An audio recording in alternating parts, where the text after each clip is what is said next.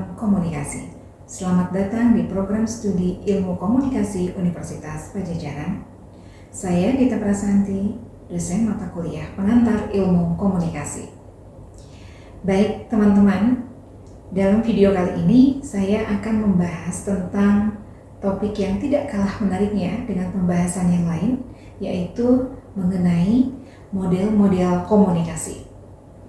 Ya, kalau kita bicara tentang model komunikasi, teman-teman tentu akan mengingat kembali rangkaian dari setiap komponen komunikasi. Masih ingat bukan? Beberapa minggu lalu teman-teman sudah belajar tentang komponen dasar dalam ilmu komunikasi yang terdiri dari komunikator, ada pesan, ada media, efek, bahkan sampai juga dengan feedback. Nah, pada topik kali ini kita akan melihat setiap komponen komunikasi tersebut yang beririsan atau yang masuk di dalam model komunikasi. Apa sih model komunikasi itu? Mungkin teman-teman ada yang sudah membaca beberapa rujukan atau ada yang sudah mempelajari juga tentang beberapa model komunikasi yang bisa kita gunakan di dalam ilmu komunikasi. Oke, sebelum masuk pada model komunikasi, teman-teman, yang perlu kita ketahui bersama adalah model komunikasi ini sebenarnya menjadi bagian dalam proses komunikasi. Apakah proses komunikasi? Ya, proses komunikasi adalah rangkaian suatu cara penyampaian proses atau penyampaian informasi yang melibatkan komponen-komponen komunikasi. Ya, terbukti bukan sama seperti yang tadi sudah saya jelaskan? Jadi, dalam membahas model komunikasi, kita akan teringat kembali pada komponen komunikasi. Mengapa? Karena model komunikasi itu adalah representasi dari fenomena komunikasi. Nah, representasi dari fenomena komunikasi tersebut bisa kita lihat dalam apa? Dalam proses komunikasi. Proses komunikasi yang tadi sudah saya sampaikan, yang berlandaskan pada penyampaian informasi yang melibatkan komponen-komponen komunikasi. Jadi, saya ulang kembali ya teman-teman. Model komunikasi itu bisa dikatakan gambaran dari peristiwa atau terjadinya proses komunikasi. Secara simpelnya begini, kalau teman-teman membayangkan model komunikasi itu yang seperti apa, di dalam model komunikasi itu ada gambaran dari terjadinya penyampaian informasi. Yang proses komunikasi itu adalah terjadinya proses penyampaian informasi, terjadinya pertukaran pesan yang melibatkan tadi setiap komponen komunikasi. Gimana? Sudah mulai mengerti ya? Baik, kita lanjutkan. Nah, di dalam model komunikasi yang perlu teman-teman ketahui, ternyata model komunikasi itu terbagi menjadi 3. Ada model komunikasi linear, sirkuler, dan transaksional. Teman-teman bisa menyimak kembali sebenarnya definisi dari komunikasi dengan para tokohnya, dan di situ ada termasuk penjelasan modelnya. Ya, silakan simak beberapa topik yang lalu ya. Oke, nah pada kali ini yang ingin saya tegaskan adalah di dalam ilmu komunikasi kita mengenal istilah model. Model yang kita gambarkan sebagai representasi dari fenomena atau proses komunikasi. Baik, kita mulai dengan yang pertama. Ada yang termasuk dengan model linear. Ada yang tahu model komunikasi linear itu yang seperti apa? Nah, salah satu tokoh komunikasi yaitu yang bernama Shannon Weaver. Shannon Weaver yang mencetuskan beberapa rangkaian model komunikasi dari mulai model komunikasi yang linear. Nah, Shannon Weaver memberikan beberapa versi model komunikasi. Bisa teman-teman lihat ya pada slide yang tayang. Model komunikasi yang paling awal adalah model yang pertama yang melibatkan dari mulai adanya sumber atau pesan, kemudian channel atau saluran pesannya, dan ada noise. Jadi yang pertama kali digambarkan di situ hanya ada sumber pesan dan channel, dan juga ada noise di sana. Bisa teman-teman bayangkan nggak? Di situ tidak tergambarkan adanya komunikasi 2 arah. Maka dikatakan bahwa model komunikasi yang disampaikan oleh Shannon Weaver yang pertama ini, versi pertama ini adalah model linear. Paham ya teman-teman? One way, satu arah, disampaikan secara langsung, tapi tidak melihat bagaimanakah arah baliknya, bagaimanakah proses encoding dan decodingnya. Yang dilihat adalah one way, satu arah, disampaikan dari komunikator kepada komunikan, ada pesan di dalamnya. Jelas ya? Oke, kita lanjutkan. Masih dengan model Shannon Weaver. Kalau teman-teman perhatikan, model yang kedua, model Shannon Weaver yang kedua itu melihat bagaimana adanya irisan. Irisan yang disebut dengan frame of reference dan field of experience, kesamaan. Bagaimanakah komunikator dan komunikan ketika berkomunikasi itu harus melibatkan atau akan dipengaruhi oleh adanya kesamaan reference atau pengalaman. Kesamaan pengalaman atau kesamaan referensi. Seperti itu.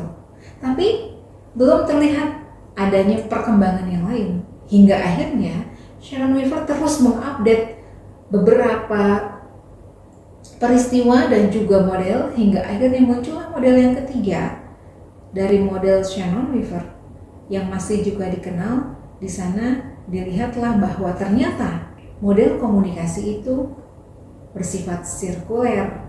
Ya, dikatakan bersifat sirkuler seperti apa? Karena di sana melibatkan pertukaran pesan dari komunikator kepada komunikan. Pertukaran pesan dari komunikator yang tadi saya sampaikan ya teman-teman, ada encoding sampai kepada komunikator, dilakukanlah decoding dan kembali lagi kepada komunikator. Tapi tidak berhenti di sana karena setiap komponen, dalam hal ini komunikator dan komunikan, menginterpretasi pesannya. Maka disebutlah interpreter. Jadi seperti yang tayang pada gambar atau slide, bisa teman-teman lihat ya, ternyata encoding, decoding itu menjadi bagian yang tidak terpisahkan dari dalam diri pelaku komunikator atau komunikan, dari dalam diri individu, baik komunikator maupun komunikan. Menyampaikan pesan, menyandi balik dan menerima kembali dan terus menginterpretasikan pesan tersebut. Seperti itu. Maka dikatakan dalam model Shannon Weaver yang ketiga ini adalah contoh dari model yang kedua, yaitu sirkuler. Semakin jelas ya teman-teman perbedaan antara model yang linear dan model yang sirkuler. Shannon Weaver masih satu tokoh nih, tapi dia bisa mengupdate beberapa rangkaian model yang dicetuskannya hingga muncullah model yang linear sampai dengan model yang kedua, yaitu sirkuler. Baik, jika sudah jelas, kita akan beranjak pada model yang lain. Oke, masih dengan rangkaian model yang linear. Ya, tadi saya contohkan satu tokoh Google Scrum karena dia mencetuskan 3 model, namun di dalamnya ada model linear dan sirkuler. Nah, yang ini tokoh yang lain namanya David Berlow. Dia masih menceritakan model komunikasi yang sifatnya linear. Mengapa linear? Karena yang disampaikan dari mulai komponen komunikasi, yaitu source, message, channel, dan receiver, namun tidak digambarkan bagaimanakah pertukaran pesan itu. Seperti halnya teman-teman bisa melihat kembali model Shannon Weaver yang ketiga. Ada pertukaran pesan ya, ada interpreternya, ada komunikator, komunikan, ada pesan, tapi keduanya menyandi balik pesan. Ada prosesnya di sana. Sementara kalau model yang saya sebutkan barusan, David Berlow, dia lebih menonjolkan pada komponen-komponen komunikasinya, yaitu apa yang harus dimiliki oleh komunikator, kemudian bagaimanakah pesan, bagaimanakah channel atau saluran atau media, dan bagaimanakah juga komunikan. Dan di situ terlihat jelas bahwa ternyata seorang komunikator atau komunikan harus memiliki apa? Kompetensi komunikasi, attitude yang baik, pengetahuan, social system, dan kultur pun mempengaruhi bagaimanakah keberhasilan komunikasi akan terjadi. Jadi sekali lagi saya ulang, model David Berlow ini merupakan model, salah satu contoh model komunikasi linear. Karena yang ditonjolkan adalah setiap komponen komunikasi, tidak melihat bagaimanakah keberlangsungan proses komunikasi tersebut terjadi secara sirkuler seperti yang disampaikan model Scrum yang ketiga. Bagaimana? Sudah semakin jelas ya teman-teman perbedaan antara model komunikasi yang linear dan sirkuler. Ayo kita simak lagi yang lainnya. Nah, kita bisa lihat model komunikasi yang dikatakan di sini transaksional. Transaksional sebagaimana bisa teman-teman lihat pada gambar, antara komunikator dan komunikan ada kesamaan pengalaman. Nah, namun di sini dikatakan sebagai proses transaksional. Mengapa? Ada yang tahu nggak kira-kira? Berbeda ya teman-teman, kalau tadi sirkuler terjadi interaksi. Jelas ya? Interaksi antara komunikator dan komunikan, mereka berinteraksi. Jadi sebatas interaksi saja. Sementara yang ketiga ini transaksional, lebih dari interaksi, more than, lebih dari interaksi. Karena ada apa? Transaksional. Ada transaksi di dalamnya. Mengapa dikatakan transaksional? Sebagaimana teman-teman bisa lihat ya di gambar, ketika komunikator dan komunikan, di sini digambarkan mereka punya irisan kesamaan pengalaman, namun masih tetap terjadi ada hambatan, ada gangguan. Dalam hal ini ada gangguan ya untuk hambatan komunikasi. Nanti teman-teman simak video yang lain untuk hambatan komunikasi. Di sini digambarkan antara komunikator dan komunikan ada kesamaan pengalaman, yang artinya ketika mereka bertukar pesan di situ bisa saja terjadi transaksi antara komunikator dan komunikan. Komunikator yang merasa diuntungkan, dalam artian ini saya mendapatkan sesuatu dari informan atau dari komunikan. Begitupun B sebaliknya, A dan B, A komunikator, B komunikan. B pun merasa diuntungkan karena melakukan komunikasi dengan A. Mereka saling mendapatkan apa? Mendapatkan yang mereka butuhkan. Dalam hal ini maka dikatakan termasuk model komunikasi transaksional karena tujuannya. Jadi letak perbedaannya, kata kuncinya mohon diperhatikan teman-teman ya, antara linear, sirkuler, dan transaksional itu sebenarnya terletak pada tujuan dari komunikasi tersebut.